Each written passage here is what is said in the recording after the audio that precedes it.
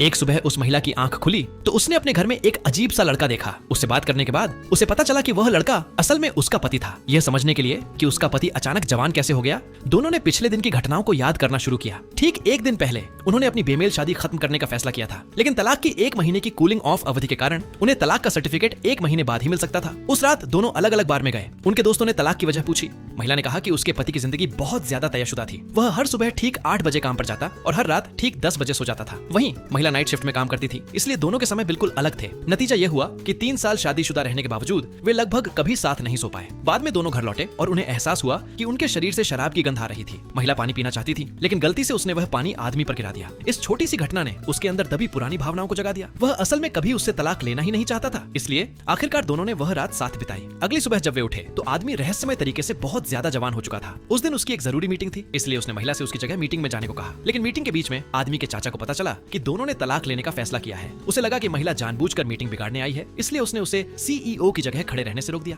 तभी वह आदमी अपने जवान शरीर में कॉन्फ्रेंस रूम में आ गया। उसने कहा कि वह सीईओ का नाजायज बेटा है और अपने पिता की जगह मीटिंग में आया है। उसके चाचा को पहले उसकी बात पर यकीन नहीं हुआ। फिर महिला ने दोनों के बालों के सैंपल लेकर पितृत्व जांच करवाई। तब जाकर चाचा को यकीन हुआ कि वह लड़का सच में उसका रिश्तेदार है। आखिरकार मीटिंग बिना किसी परेशानी के खत्म हो गई। जब दोनों घर लौटे तब तक रात हो चुकी थी। महिला बहुत परेशान थी।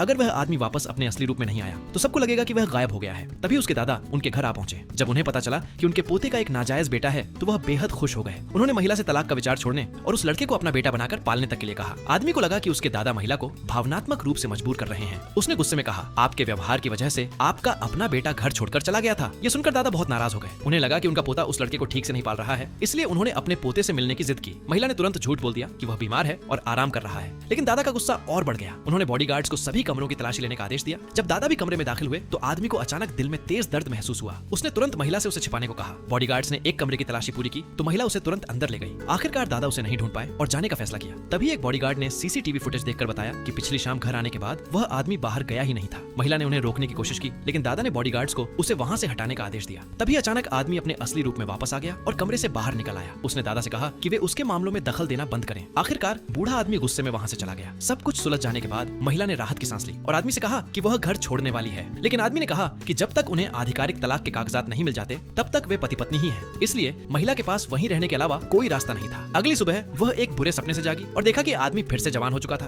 तब पता चला कि वह सिर्फ रात में ही अपने असली रूप में वापस आ सकता था।